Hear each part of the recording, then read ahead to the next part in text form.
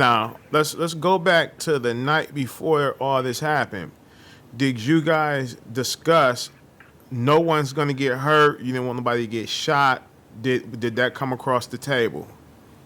No, actually, it never came across the table the night before. It came across when we had planned it weeks or days prior. Actually, we hadn't even spoken a word the night before. We barely spoke any words. We were arguing because of a matter in the family, and we never even got to discuss the whole plan. Okay. Now you did say early on. Okay, your sister gave you a 30-day notice, eviction notice Yeah. to get out. Okay. After all of this happened and your sister found out about it, how did that make your sister feel, knowing that that 30-day eviction is possibly what caused this incident to happen? Did you talk to her? To be honest, we've never really had that conversation.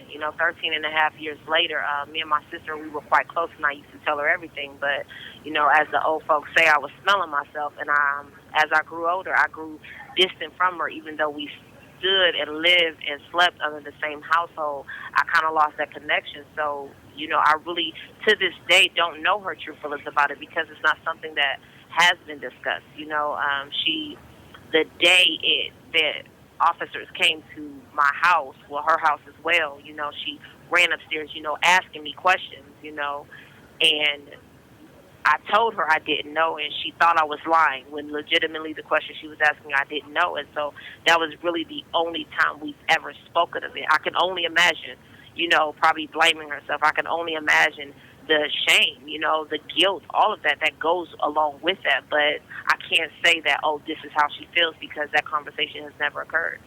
Exactly. Now, when you went away, you told your daughter you'll be back at 1 o'clock, and you said you never Yes. returned home. Was it your sister that took care of your daughter while you been away? Well, it was my sister for a small period, well, about a couple of years. I won't say small because I don't want to make her contribution seem insignificant. But she took care of my daughter for some years. But my daughter just, she kind of wilded out. She started running away a lot. She was in and out of like a psychiatric unit. She was really just going through it. And my sister was at her wit's end. So then that's when my daughter's grandfather really stepped in. He hadn't really known her whole life, and he just stepped in and he took her in. And so he raised her the rest of the way until she became 18 and was able to graduate high school and, get a job and just get her own place.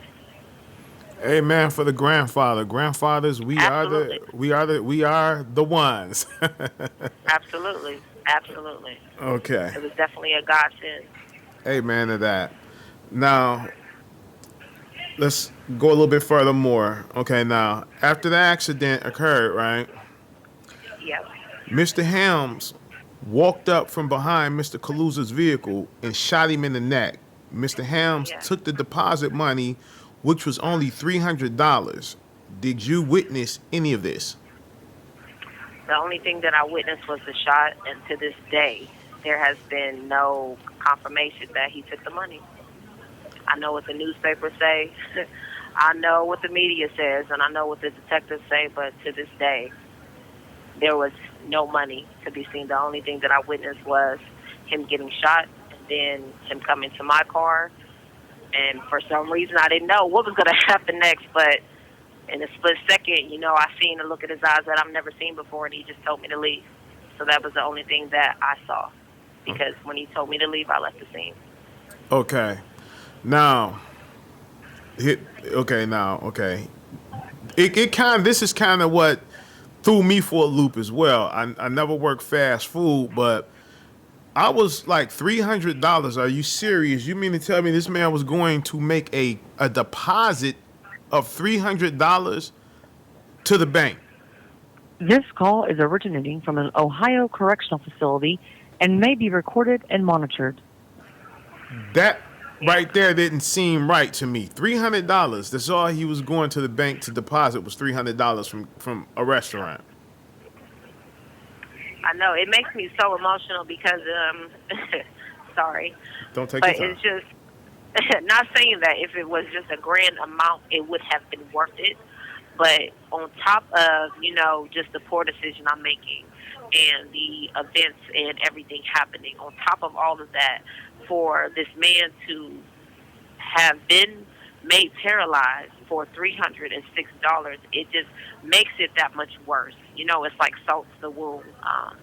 It was an Easter weekend, and at that time I worked at McDonald's, so I should have known that it wasn't going to be a grand amount that was delivered to the bank, but I didn't know. And assumptions are that they just made an earlier drop. They already made one for Friday and Saturday, or combined them, because that wasn't the entire weekend. Usually on Mondays they were supposed to drop from Friday, Saturday, and Sunday, but it was only one day. Well, okay, because like I said, I'm looking like $300. That was all, Yeah, but I know. either or, it doesn't matter if it was 300, 3,000, or 3 million. Absolutely. Okay. A witness stated that after shooting Mr. Kaluza in the neck and instantly paralyzing him, Mr. Hams walked up to your car and he Yes. said something to you, and that you stated that he said, "Go on," Yes. and you left immediately after that. Absolutely. Okay. Because for a split second, I didn't know what was going to happen, because being that he was not supposed to get shot, I didn't know what to think. I didn't know what to think. Like, I don't know what is he coming to my car to possibly say or do, because he wasn't going into the passenger seat, so obviously we're not leaving together, so what's next? Okay. Now, from we all know the police work is guesswork, but Mr. Kaluza made a statement and said that after he shot him in the neck, he slumped over, went and was instantly paralyzed. He came back to the car, rambling through the car, and stated, "Where this is all? Where's the rest of it? I'm gonna shoot you in the head." And I'm still trying to picture this. This is what time of the day was it? This was broad daylight, wasn't it? Broad daylight, broad daylight.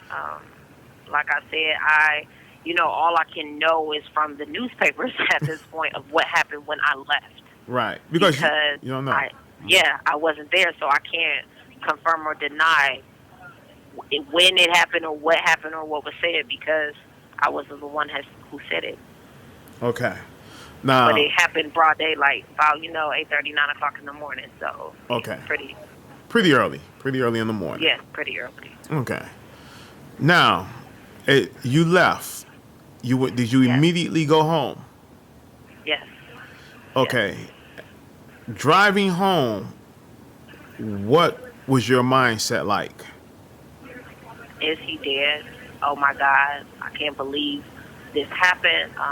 Just praying. All I can remember is praying, and I know that sounds, so redundant. Like, oh, so you gonna pray after the fact, and you gonna pray during, and all this other stuff. But that's all I remember doing, is just praying and just crying and just like numb almost, because it's like, is this happening? Is this surreal? Like, why is this happening? Why did he do? All I could think is, man, I really just shouldn't have done this. You know what I mean? Like, I shouldn't have done it. And my car ride wasn't that far from home. Like, the actual accident where it happened wasn't far from home. So by the time I got there, I just remember getting out my car and just stuck for a moment in the driveway, not realizing like what is going to be next, what is going to happen, like what the hell just happened. It was a moment of just shock, pure shock. Yeah, I can believe that, most definitely. Now, shortly after you got home, after the police investigation, because they say that they got your plate from off of a bus surveillance Yes. camera. WRTA surveillance. Yes. Look at you, okay? You Yeah. put me up on it. I forgot it, but okay. After getting that surveillance, how long did it take them to arrive at your home? Well, I don't know when they obtained the surveillance, but I committed my crime on a Monday, and by Friday they were at my door.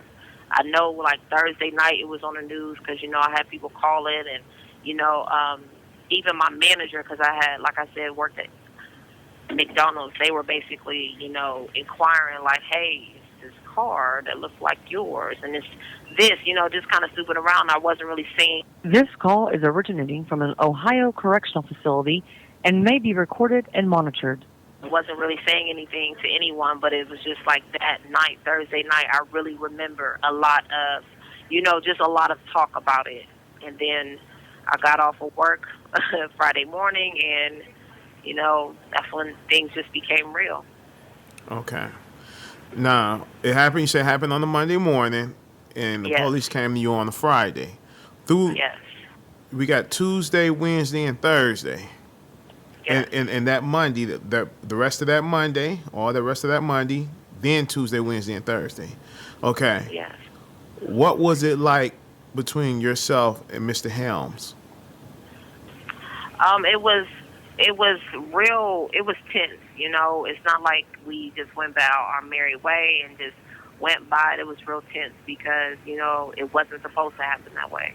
So there was that factor, and then it's like the what now factor, and then I just kept remember asking like, how is he? But I wouldn't watch the news because I was terrified to even see the condition of him, and it just we really didn't spend as much time as we normally would together. And that Thursday night when I was finding out, I was on my way to see him, just to try to figure out. But I just remember being heavy, and I remember a lot of crying on my behalf, just feeling like something was about to happen. Of course, I was young, so instantly I'm like, are you cheating on me? Is there someone else? So dramatic, without realizing that it's a bigger issue. Somebody may have lost their life. So it wasn't like all hunky-dory. It was just real reflective and just like, now what? Intense and just anticipating what is to come and what's going to happen. Exactly. Okay.